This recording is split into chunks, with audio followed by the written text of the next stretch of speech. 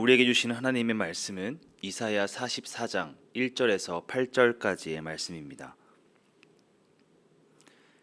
나의 종 야곱, 내가 택한 이스라엘아, 이제 들으라. 너를 만들고 너를 모태에서부터 지어낸 너를 도와줄 여호와가 이같이 말하노라. 나의 종 야곱, 내가 택한 여수르나 두려워하지 말라. 나는 목마른 자에게 물을 주며 마른 땅에 시내가 흐르게 하며 나의 영을 내 자손에게 나의 복을 내 후손에게 부어주리니 그들이 불 가운데에서 솟아나기를 시냇가에 버들같이 할 것이라. 한 사람은 이르기를 나는 여호와께 속하였다 할 것이며 또 한 사람은 야곱의 이름으로 자기를 부를 것이며 또 다른 사람은 자기가 여호와께 속하였음을 그의 손으로 기록하고 이스라엘의 이름으로 존귀히 여김을 받으리라. 이스라엘의 왕인 여호와, 이스라엘의 구원자인 만군의 여호와가 이같이 말하노라. 나는 처음이요 나는 마지막이라. 나 외에 다른 신이 없느니라. 내가 영원한 백성을 세운 이유로 나처럼 외치며 알리며 나에게 설명한 자가 누구냐. 있거든 될 일과 장차 올 일을 그들에게 알릴지어다. 너희는 두려워하지 말며 겁내지 마라. 내가 예로부터 너희에게 듣게 하지 아니하였느냐. 알리지 아니하였느냐. 너희는 나의 증인이라. 나 외에 신이 있겠느냐. 과연 반석은 없나니 다른 신이 있음을 내가 알지 못하노라. 아멘. 오늘 본문은 기원전 6세기 바벨론에서의 노예 생활을 다루고 있습니다. 미래가 밝지 않은 암울한 시기를 보내는 이스라엘 백성들은 하나님께 어떠한 고백을 드리고 있는지 함께 살펴보시겠습니다. 하나님께서 바벨론에 사로잡혀 있던 백성들에게 해방을 약속하신 분이 누구인지 분명히 알려주고 계십니다. 자신을 백성들의 왕이나 구원자, 역사의 주관자, 반석 되시는 유일한 신으로 표현하고 있습니다. 한 줄로 요약하자면 상당히 믿을 만한 분이라는 것입니다. 그런데 이런 소개가 나오는 이유를 알아야 합니다. 포로 생활을 한 지 오래되었지만 해방의 기미는 보이지 않았고 구원의 희망은 사라져가고 있었습니다. 때문에 낭망하지 않고 믿음이 흔들리지 않을 수 있도록 확신한 무언가가 필요했기 때문입니다. 백성들의 마음속에는 그리고 믿음에는 하나님에 대한 확신이 희미해져 갔습니다. 하나님의 패배를 경험했기 때문입니다. 물론 정확히는 패배가 아니었습니다. 이스라엘이 범죄함에 따라 당하는 고난이었죠. 하지만 이스라엘 백성들이 보기에는 바벨론이라는 국가가 섬기는 신에게 하나님의 나라가 패배한 것이었습니다. 더 강한 신의 등장. 이때 백성들은 한 가지 질문을 받게 됩니다. 바벨론의 신인 마르둑을 섬길 것인가? 아니면 여호와 하나님을 그대로 섬길 것인가? 포로로 끌려가는 상황을 떠올려 보면 이스라엘 백성들은 바벨론의 강력한 힘을 경험하였습니다. 이스라엘 백성들은 양손에 포승줄을 묶여 있었고 초라한 모습으로 바벨론에 끌려갑니다. 가장 초라하게 바벨론으로 들어가는 것이었죠. 그런데 도착해서 보게 되는 것은 자신들의 모습과 완전히 상반되는 모습이었습니다. 바벨론 성의 웅장함, 군사력의 어마어마함을 경험하게 됩니다. 바벨론 성은 세계 7대 불가 사이로 지정될 만큼 웅장하고 아름다운 성이었습니다. 넓은 광장에 사방으로는 신상과 큰 건물들이 즐비하고 그 광장 끝에는 바벨론의 신 마르둑을 위한 신전이 자리하고 있었습니다. 포로들에게 바벨론의 첫 인상은 물질적으로 풍요롭고 휘황찬란한 도시였습니다. 이 바벨론은 마르둑이라는 신을 의지합니다. 모든 북이나 영화는 마르둑에게서부터 오는 것이라 믿는 자들이었습니다. 당시 백성들의 마음에는 패배감이 강하게 자리 잡고 있었습니다. 하나님은 마르둑에 비해 초라해 보였습니다. 심지어 성전이 불타 무너졌으니 하나님은 사라졌다라고 생각할 수도 있었습니다. 아마 백성들 중에 상단수는 이제 하나님이 아닌 마르둑을 섬겨야겠다고 생각했을 것입니다.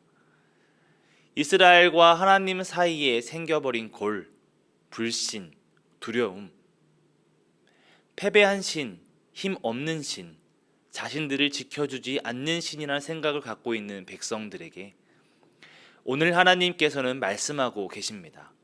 누구를 따라야 하는지 분명히 말씀해 주고 계시는 것이죠. 오늘 하나님께서 자신을 어떻게 소개하는지 다시 한번 살펴보기를 원합니다.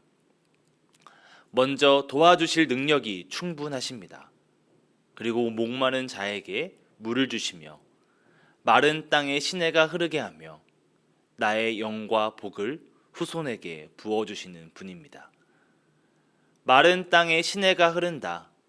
죽은 땅에 생명이 솟아나게 한다는 것입니다. 그럼 이렇게 생명력이 풍족하고 능력이 충분한 분이 왜 패배하였을까? 힌트는 바로 앞장 끝절에 있었습니다. 그들이 하나님을 배반하여서 내어주고 비방거리가 되도록 했을 뿐인 것입니다. 이제 하나님께서는 이스라엘의 갈급함을 채우시고 성장할 양분을 허락하셔서 생명이 풍성하게 자라게 할 것이라 약속하십니다. 이것은 곧 해방을 의미합니다. 하나님 곁에 있는다면 그들의 생명은 끊이지 않을 것이며 생명을 창조하시고 다스리시는 하나님께서 많은 자손의 복을 허락하신다는 것입니다. 이사야는 이런 하나님을 만군의 여호와시오 처음과 마지막 되시며 유일한 신이신 하나님이라고 설명합니다. 그리고 잊지 않도록 계속해서 희망을 선포합니다. 오늘 우리에게도 이런 질문을 받게 합니다. 기독교인이라면 선택을 해야 합니다. 마르둑을 섬길 것인가? 아니면 하나님을 섬길 것인가? 우리가 무엇을 두려워하고 무엇을 바라볼 것인가?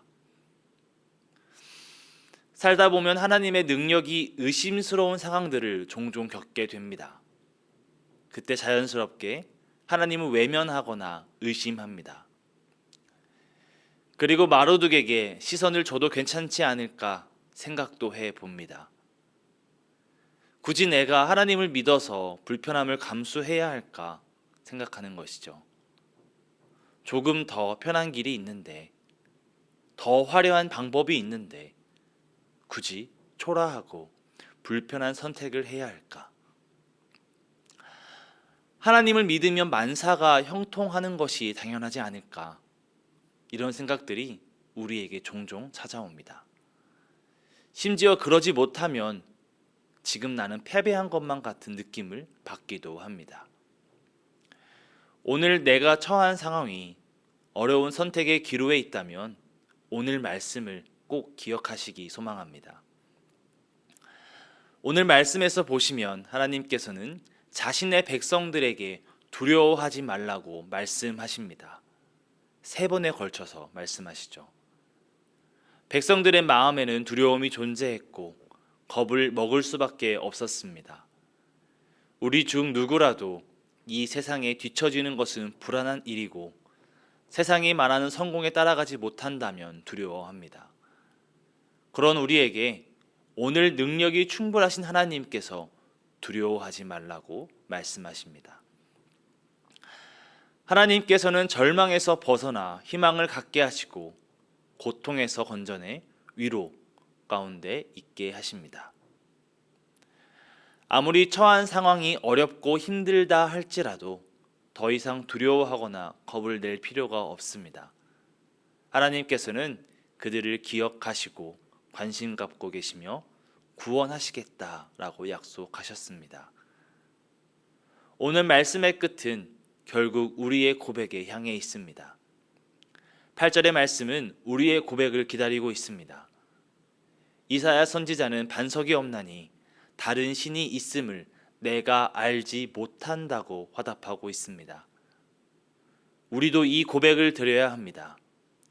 단순히 앵무새처럼 말을 따라하는 것이 아니라 마음을 담아 고백할 수 있어야 합니다.